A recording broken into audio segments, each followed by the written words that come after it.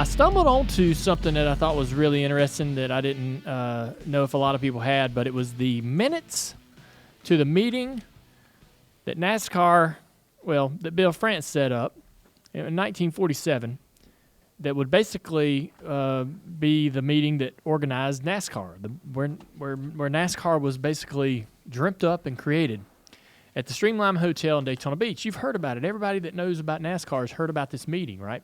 And so I stumbled upon, in collecting things as I do from time to time, I stumbled upon a copy of the minutes from that meeting. And this copy that I have, and I've showed it to you, Mike, it's pretty banged up. You got it right there in front of you. I do. A lot of staple holes and all that good stuff. So it's been around for, I know, at least 30 years. That copy itself is at least 30 to 40 years old. And you've read through it. I have. Right? Was it pretty interesting? Super interesting. For one, just like the priorities, all right? You know, this is the formation of the sport. And we think about the Streamline Hotel, and I don't know about you, but I think about, like, you know, they went in with some ideas of, already established. But I don't really get that after reading the minutes. It's like, okay, first and foremost, we got to find us a director. Yep. Who's going to be our director? All right, I make a motion for this guy, or I make a motion for this guy. And then they also like, we need rules. Hey, we need a schedule. How are we going to figure out the schedule? And so literally, this is the formation of everything that we know and take for granted today. Yep. In my mind, when I hear about this meeting, I imagined Bill France Sr. calling everybody up and saying, hey, meet me at this hotel. I got this plan. And they all get together and sit down, and he passes around this sort of rough draft of what NASCAR is going to be. And they all read it and discussed and then eventually agree upon NASCAR in a sense. But it didn't happen that way. If you read the minutes, the impression that you get from that meeting is that they sat down for 3 days. Now, they sat down in that room without any rudder, compass, or anything. They basically had a blank page. We need to organize. We need to make this more official. Stock car racing is just all over the place. There's a bunch of different organizations, a lot of different rules, and we could make this a national thing if we can all kind of get underneath an understanding of a simple set of rules and a schedule and so forth. And they basically set out to do this over however long it took, whether it was 2 hours, a week, or whatever. It ended up taking 3 days. They would meet every morning. They would adjourn the meeting. It was an official, like, they had, I motion for this. Okay, somebody has to second. Yeah. Then it's voted on. All this was very well-organized meeting, not chaotic. The men are going on their third day of meeting, right? And the day before, they adjourned with some homework. This was one of the most interesting things about the meeting.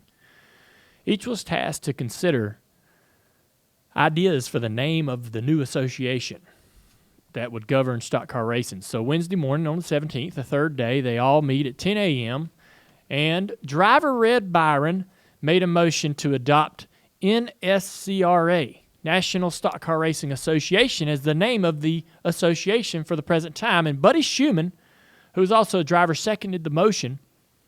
Otherwise, the motion wasn't voted on, at least by the minutes. Which is interesting. I wonder why they didn't go to a vote, but that's interesting. Another thing that you'll find interesting if you read the minutes is that a lot of the things that were motioned or seconded or whatever were motioned by everyone else in the room but Bill France Sr. Mm-hmm. So Bill France Sr. sort of called everybody and sent out the invites for this meeting, but he wasn't really the guy going, here's what I think we should do with this, here's what I think we should do with that. He basically sat back, and everyone else in the room put forward their ideas. Oh, yeah, it even says Bill France made the motion that everybody with an idea on the name for the association write it down on a piece of paper, submit it, and pass it around. Yep. No second. No one seconded that motion. I know. All right? So he said, you know what, I like your idea, Red Byron, to adopt NSCRA, but maybe we should all put forth something on paper, and they all went, meh. Nah. After more, we like NSCRA. After more discussion on memberships and headquarters location, Daytona Beach would get the vote. The group recessed for lunch. The meeting opened again at 3 p.m., and they quickly set out to vote on the name of the association. The choices were A, NASCAR Stock Car Racing Association, NSCRA, or National Association of Stock Car Racing, NASCAR.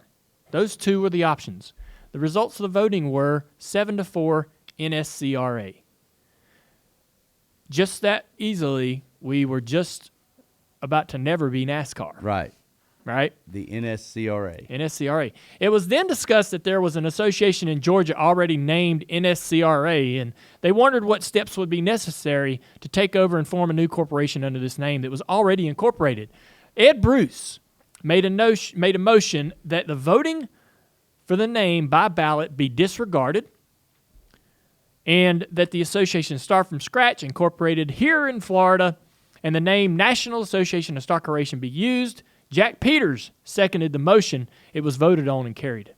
So in that moment, that's just how easily. I mean, now that was from 10 a.m. till whatever 4 p.m. That's where NASCAR came from. At some point, somebody in the corner goes, "Sorry, sir, but we have a problem. There's already an association in Georgia that is the NSCRA. They are a knitting club. I don't know whatever they are, but so let's hear about the NSCRA and what was the NSCRA in that little place in Georgia, right? The little sanctioned body.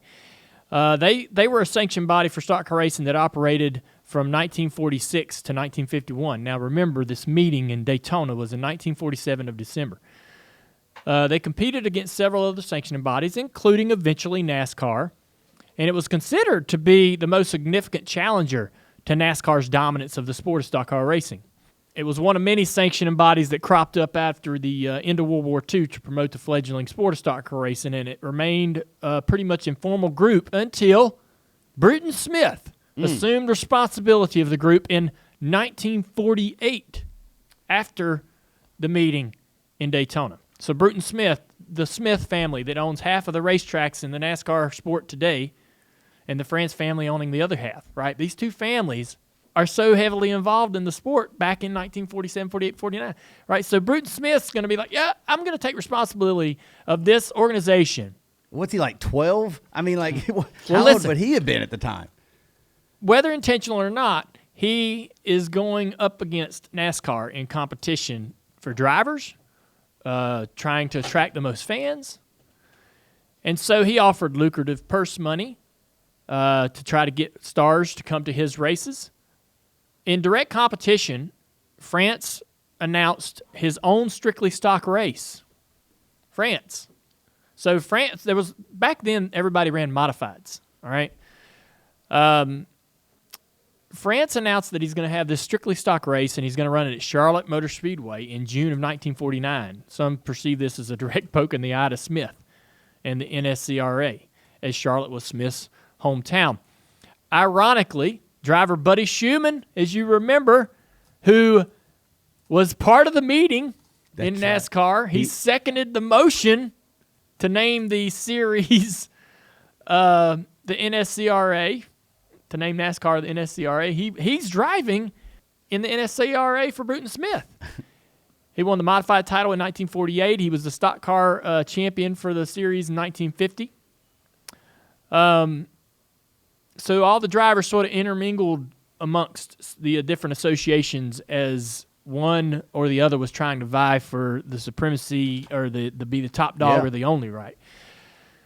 All right, so in late 1950, seeing as how the sport was still on a pretty shaky basis, none of the organizations had really become the clear leader. Smith and France meet in Charlotte over dinner. France invited Bruton Smith to this dinner and agreed in principle to merge the respective organizations into a single unified promotional body for the sport. However, 4 weeks later, Bruton Smith was drafted in January 1951 to fight in the Korean War as a paratrooper. In his absence, the NSCRA management, dominated by drivers proved incapable of keeping the organization afloat amongst internal disputes and were forced to close down the sanctioning body during the summer of 1951. And once Smith returned from service, his previous opportunities in governing stock car racing had vanished. Oh, a couple things in my mind here. One, if he got drafted in what year? 1951. So he had to have been in his early 20s, maybe January. then. So really, he could have been a teenager in 47 and 48. I mean, Yeah. right? Yeah. I don't know what year, but I know it's easily found. But Yeah, he was born in 27. really, boy.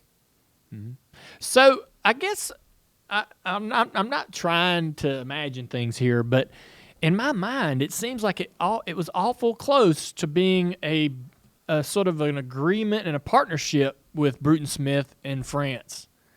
The two families that still today control a good majority of what's going on in our sport were the two families that almost became, in a sense, partners.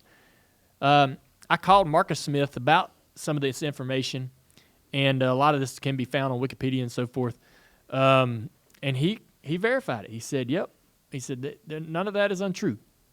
And so I feel like I'm a historian of the sport, man, but I found that to be really compelling, and I knew none of this until this past week. I really didn't dive into it because I just assumed that all this went very smoothly. They went into the meeting in 1947, created NASCAR, and poof, we were off and running. Right. But apparently it wasn't so easy. Right. And things weren't quite as official as they had hoped right out of the gate. But the fact that the two families that, at times have been at odds with each other over the last 50 years or more, 70 years, really got off on the wrong foot to begin with. Goes back to the 40s. Yeah. This thing is very interesting, and I appreciate you. I don't know how you got it and how you found it and what you did, but you made a copy of it, and I read through it. One is there is a speech by Bill France Sr. that is included in this document, Yep. and I assume it was just kind of wrapping up the meeting or whatever. But have you read through it? I felt like when I was looking at that speech that was the beginning. Okay. Yeah, Like, it might have been. That was the opening speech. I'm telling you something, though. It is so interesting. At some point when we have time, maybe on another podcast, we ought to read it. I mean, it is something else to hear his perspective on the formation of NASCAR and what led him to do that. I mean, he was a racer himself, right? The other thing I love about this, I got it circled here. Bill France makes a motion that we appoint Cannonball Baker to the High Commissioner of the Racing Association. Eddie Bland seconded the motion. Cannonball Baker is going to be our High Commissioner. Vote yes, Cannonball Baker. I just love the name Cannonball Baker. Why is he not talked about more? We need Cannonball Baker in our lives, right? Yeah. That's a name. This is very interesting, though. It is.